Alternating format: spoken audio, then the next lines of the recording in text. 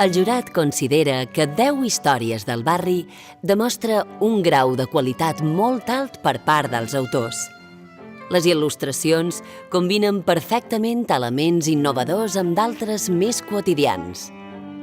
Una història de caire costumista que evoca des d'un grafisme senzill i elegant el procés de maduració personal. D'aquesta manera, el conjunt de l'obra destil·la una gran lucidesa i una perspectiva reflexiva del seu entorn social.